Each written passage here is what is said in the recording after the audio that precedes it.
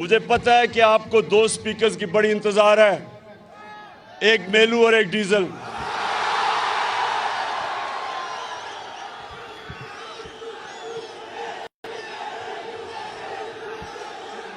बस बस बस।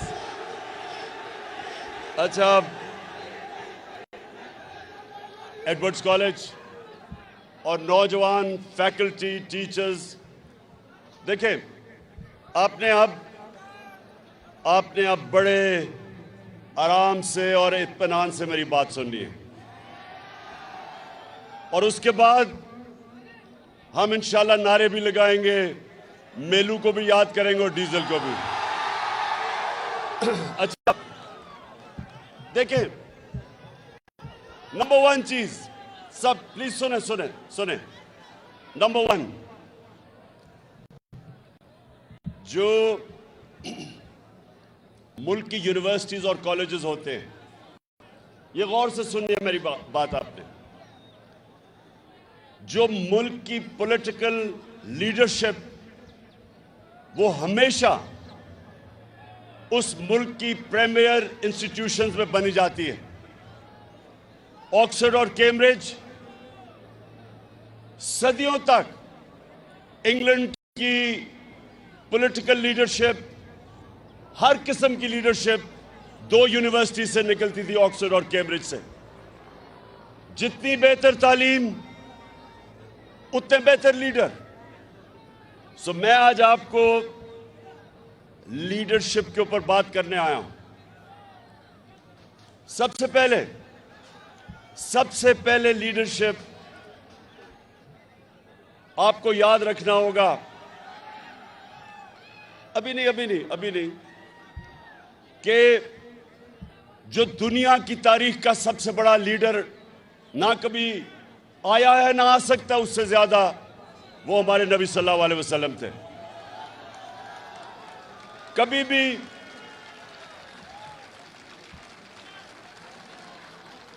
एक किताब है अंग्रेजी की, 100 ग्रेटेस्ट मैन। जो किताब है 100 ग्रेटेस्ट मैन, एक पता नहीं हार्ट उसका नाम है, उसने किताब लिखी हुई है।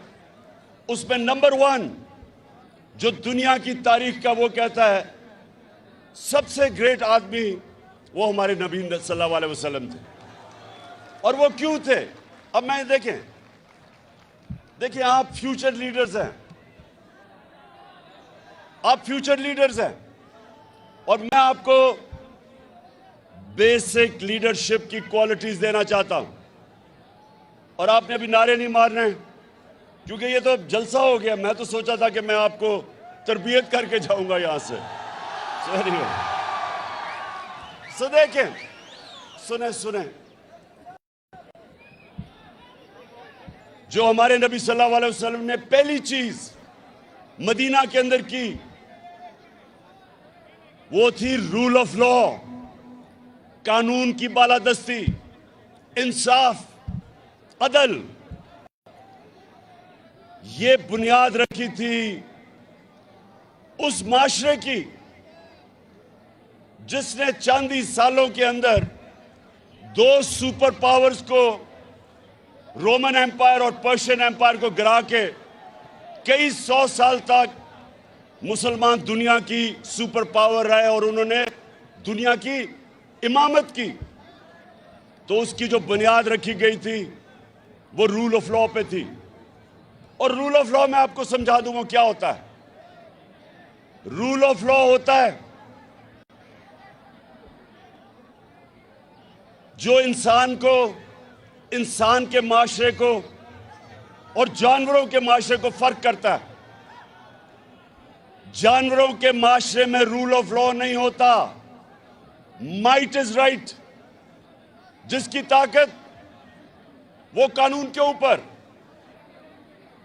और कमजोर के लिए कोई प्रोटेक्शन नहीं होती। जानवरों के माशरे में, इंसानों के माशरे में हमेशा कानून के नीचे सब होते हैं, कोई कानून से ऊपर नहीं होता। तो जब एक कुरैश की लड़की ने चोरी की और वो लोग आ गए हमारे नबी सल्लल्लाहु अलैहि वसल्लम को कहते कि वो कुरैश की लड़की है, इसको सजा ना दें, तो उन्होंने कहा कि अगर मेरी बेटी भी चोरी करती तो उसको भी मैं सजा देता, कोई कानून के ऊपर नहीं। और फिर एडवर्ड्स कॉलेज, फिर सेकंड चीज ये याद रखें कि difference between a civilised society and a barbaric society is one,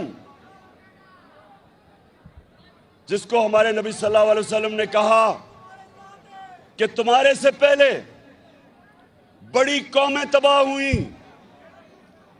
जब एक कमजोर चोरी करता था तो वो जेल में, लेकिन जब ताकतवर चोरी करता था तो उसको पकड़ा नहीं जाता था, उसको एनआरओ मिल जाता था। 1500 साल पहले उन्होंने कह दिया। अभी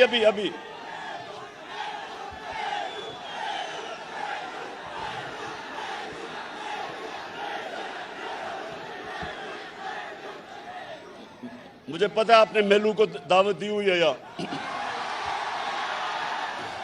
अच्छा सुने, तो जब ये सुन ले कि आज दुनिया के अंदर जो हमारे नबी ने 1500 साल पहले कहा था, आज एक यूनाइटेड नेशंस के सेक्रेटरी जनरल, उसके नीचे एक पैनल जिसको कहते हैं फैक्ट टाइप पैनल, उसकी ड्यूटी लगी कि दुनिया में बताएं कि क्यों अमीर और गरीब मुल्कों के बीच में फासले बढ़ते जा रहे हैं। उस पैनल को कहा कि रिसर्च करो कि गरीब मुल्क क्यों गरीब होते जा रहे हैं और अमीर मुल्क क्यों अमीर होते जा रहे हैं। तो पैनल की फाइंडिंग ये थी कि गरीब मुल्क इसलिए गरीब हो रहे हैं, इसलिए नहीं कि वसाइल की कमी है, इसलिए गरीब हो रहे हैं कि वहां के जो रूलिंग एलीट,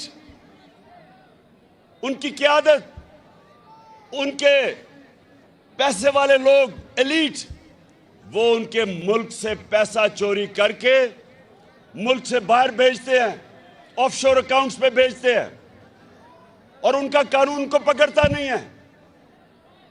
और जब ताकतवर या प्राइम मिनिस्टर या उसके मिनिस्टर जब वो मुल्क का पैसा चोरी करके बाहर भेजते हैं, मुल्क का दिवालिया निकल जाता है, मुल्क मकरूज हो जाता है, उस मुल्क में गुर्बत हो जाती है। तो अब जरा सुने, अभी एक पाकिस्तान सारी कौम के सामने आज, एडवर्ड्स कॉलेज सुनो, सारी कौम के सामने आज हमारे जो आने वाले दिनों में तबाही का रास्ता है वो आपके सामने हो रहा है कि बड़े बड़े डाकू जो चोरी करके इस मुल्क का पैसा बाहर ले गए थे, इनको एनआरओ दिया गया, इनको डील करके इनके केसेस खत्म किए गए।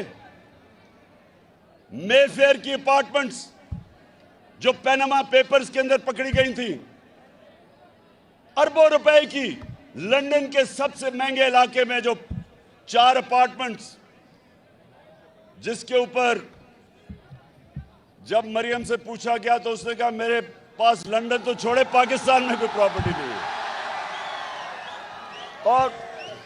और जब पैनामा में अपार्टमेंट्स पकड़ी गई तो उसका भाई हुसैन कहता अल्हम्दुलिल्लाह ये हमारी अपार्टमेंट्स और मरियम इसकी मालिका है। आज हमारे पाकिस्तान में अदालत में उसको बरी कर दिया। अब आज हम सारे सवाल पूछ रहे हैं,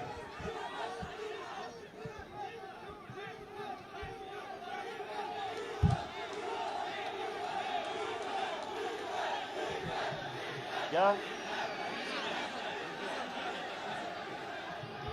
डीजल ने नहीं बरी किया, अदालतों ने बरी किया है। और ये क्यों हुआ है, ये जरा गौर से सुने। एक मिनट खामोशी, ये आपके लिए बड़ा इंपॉर्टेंट है। आपका मुस्तकबिल तबाही की तरफ जा रहा है। अगर ये इसी तरह सारे बड़े बड़े डाकुओं के करप्शन के केसेस अरबों रुपए के माफ होते रहे तो आपका मुस्तकबिल है, कोई मुस्तकबिल नहीं है इस मुल्क में। मैं इसलिए आज आप अपने यूथ के सामने आया हूं, अपने नौजवानों के सामने, कि आप जिधर आज पाकिस्तान खड़ा है, सुनो, जिधर आज पाकिस्तान खड़ा है, पहले चोरी करके पैसा बाहर ले जाओ, मुशर्रफ फिर उसको 2008 में एनआरओ दे, वो वापस आ जाओ। 10 साल मुल्क को लूटो, 4 गुना कर्जा मुल्क के ऊपर चढ़ा दो और फिर डील करके एनआरओ लेके फिर वापस आ जाओ और फिर लूटो।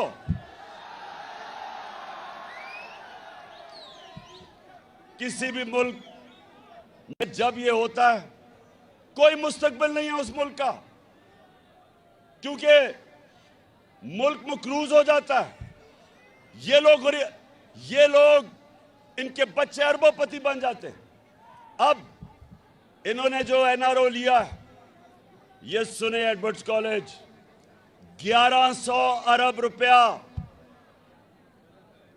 1100 अरब रुपया जो इस कौम का चोरी हुआ था वो माफ हो रहा है, वो सब माफ हो रहा है। चंद सौ लोगों की जेब में, चंद सौ लोगों की जेब में 1100 अरब रुपया चोरी का जाएगा और कौम आज पाकिस्तान की बदतरीन महंगाई में डूब रही है। कौम नीचे जा रही है, कर्जों में डूब रही है, महंगाई में डूब रही है, इकोनॉमी नीचे जा रही है। और ये थोड़े से लोग 1100 अरब रुपया इनकी जेब में गया। इसलिए मेरे पाकिस्तान के नौजवानों सुन लो, स्टूडेंट्स, आपका मुस्तकबिल अगर ये होता रहा, इस मुल्क में कानून इन्होंने क्या बनाया है, ये सुने जरा। 2 चेंजेस किया है इन्होंने कानून के अंदर। एक चेंज किया है कि कोई बाहर से इंफॉर्मेशन आए, मसलन किसी का पैसा बाहर पड़ा हो चोरी का और बाहर से पैसा आए तो वो एडमिसिबल नहीं है।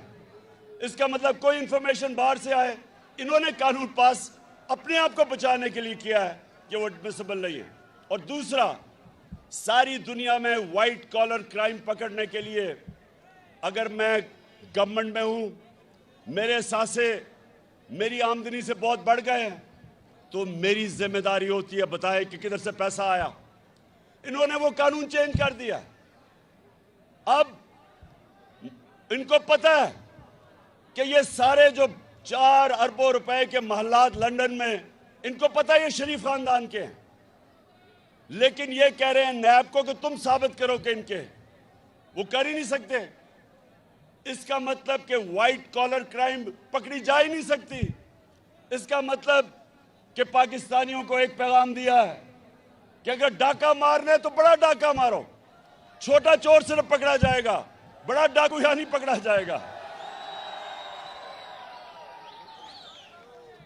और आज मैं इस मुल्क के जो मुहाफिज हैं, मैं आज उनसे सवाल पूछता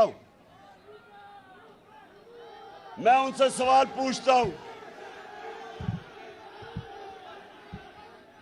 कि क्या अगर डाकू एक घर को लूट रहे हो तो क्या चौकीदार कह सकता है कि मैं न्यूट्रल हूं?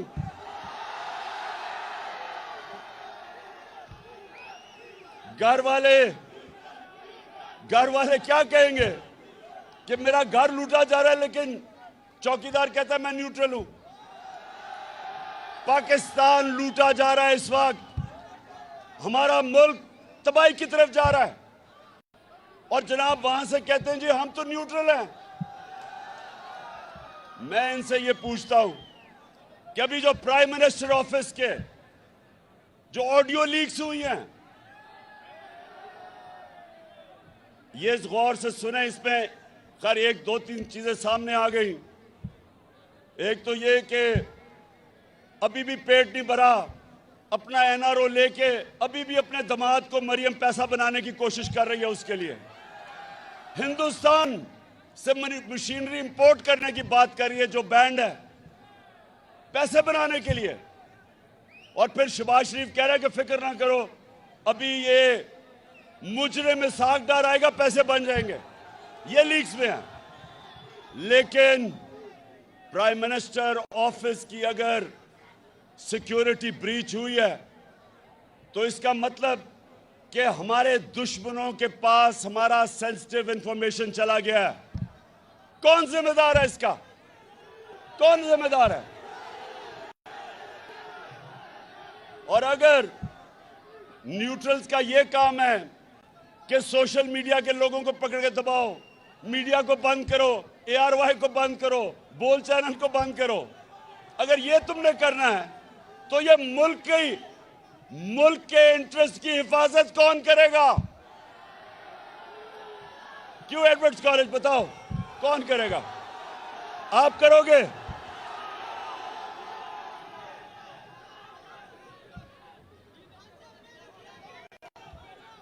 तो एडवर्ड्स कॉलेज, मैं ये चाहता हूं, ये अपने ज़हन में डाल लो, जब भी कोई कहे ना कि मैं सियासी नहीं हूं, जब भी वो कोई कहे कि मैं गैर सियासी हूं, तो ये समझ रहा हूं कि उसमें और जानवर में कोई फर्क नहीं है।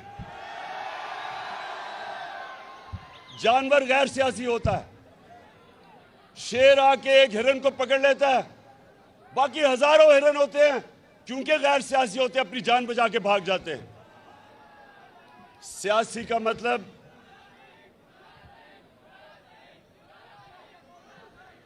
एरिस्टोटल ने 2500 साल पहले, एडवर्ड्स कॉलेज सुनो, बहुत बड़ा स्कॉलर था ग्रीक, एरिस्टोटल। 2500 साल पहले वो कहता है कि अगर माशरे में जुल्म और नाइंसाफी हो तो सब उसके खिलाफ खड़े होंगे, उसके खिलाफ जिहाद करेंगे और पॉलिटिकल होंगे, मुकाबला करेंगे जुल्म और नाइंसाफी का। उसके बाद हमारे अल्लाह ने कुरान में हमारे लिए जिहाद फर्ज की। जिहाद क्या है? जुल्म का मुकाबला करना, नाइंसाफी का मुकाबला करना। जो माशरा जुल्म और नाइंसाफी के खिलाफ नहीं खड़ा होता, उस माशरे में और भेड़ बकरियों में कोई फर्क नहीं होता। हुक्म है ऊपर वाले का कि इस तरह की जब नाइंसाफी हो तो सब शहरी उसके सामने खड़े हों, और जब आप जुल्म का मुकाबला करते हैं, जुल्म खत्म हो जाता है। जब जुल्म के सामने सर झुकाते हैं, माशरा तबाह हो जाता है। और मैं एडवर्ड्स कॉलेज आप सबको कहूंगा कि आगे ये सवाल पूछें कि इस मुल्क में जिधर बड़े बड़े डाकुओं को बार बार एनआरओ मिलता है, इंसाफ का निजाम पकड़ नहीं सकता। जो मुल्क में ताकतवर अपने आप को ताकतवर बना के बैठे हुए हैं मुहाफिज, वो कहते हैं हम न्यूट्रल हैं। वो मुल्क का क्या मुस्तकबिल होगा? जैसे ही पिछले 5 महीने में जब से ये इंपोर्टेड हुकूमत आई है, रुपया 33% गिरा है। यानी अगर आपके बैंक में 100 रुपया था तो वो सिर्फ 67 रुपया रह गया। और अगर आपके पैसे बाहर पड़े थे डॉलर्स में और लंदन में और ऑफशोर अकाउंट्स में, तो पाकिस्तान के लिहाज से 33% आपकी आमदनी में इजाफा हुआ है। तो यहां लोगों की दौलत में कमी, उधर इजाफा। और हम अगर ये चुप करके कहेंगे जी हम तो गैर सियासी हैं, तो फिर जो भी मुश्किलात जुल्म इस माशरे पे होते रहेंगे, हम जिम्मेदार हैं उसके। तो इसलिए आज सबके एडवर्ड्स कॉलेज ये याद रखना, आज मैं जो कह रहा हूं कि इंशाअल्लाह मैं सारी कौम को तैयार कर रहा हूं, कॉल दे रहा हूं इस इंपोर्टेड करप्ट हुकूमत के खिलाफ।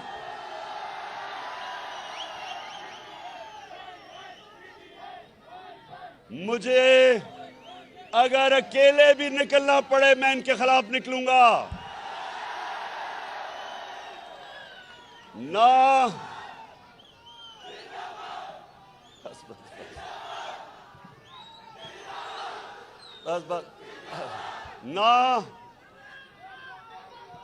मुझे अपनी सारी कौम को कहना चाहता हूं कि अगर मुझे किसी चीज का खौफ नहीं, ना मुझे जेल का खौफ है, ना मुझे अपनी जान की कुर्बान करने का खौफ है, कौम को भी नहीं होना चाहिए। क्योंकि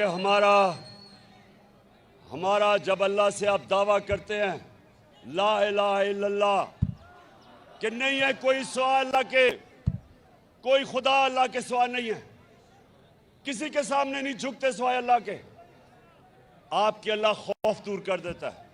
तो मैं अपनी कौम को भी आज तैयार कर रहा हूं कि मैं किसी सूरत ये जो मेरी कौम पे डाका डाला जा रहा है इन चोरों का, मैं ये कभी नहीं एक्सेप्ट करूंगा और मैं अपनी कौम को तैयार करूंगा।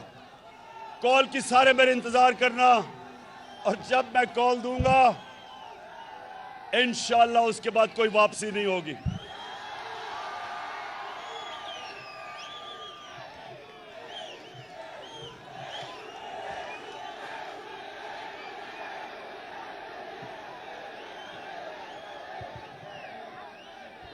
अच्छा, आखिर में एडवर्ड्स कॉलेज, मैं चाहता हूं कि आप मेलू को भी दावत दें और डीजल को भी। डीजल से पूछे, डीजल से एक सवाल पूछे कि अल्लाह तो हमें वाज़े तौर पे कुरान में हुक्म देता है अमर बिल मारूफ, अच्छाई के साथ खड़े हो और बुराई के खिलाफ खड़े हो, तो तुम डीजल साहब चोरों के साथ कैसे खड़े हो गए हो? और मेलू से पूछो कि मेलू तुम्हारा तो जो बड़े थे वो बादशाह खान था, एक बड़ा लीडर था, तुम ये किधर जाके एक मुजरिम, एक सजा याफ्ता नवाज शरीफ के चेले बन गए हो? पूछे उसे। और एडवर्ड्स कॉलेज, मैं आप सबको आखिर ये कहता हूं, आपने बनना है फ्यूचर लीडर्स, और आपने हमेशा इंसाफ के साथ खड़ा होना है, जुल्म का मुकाबला करना है, हमेशा आपने अच्छाई के साथ, अमर बिल मारूफ, अच्छाई के साथ खड़ा होना है और बुराई के खिलाफ जहाद करनी है। पाकिस्तान जिंदाबाद।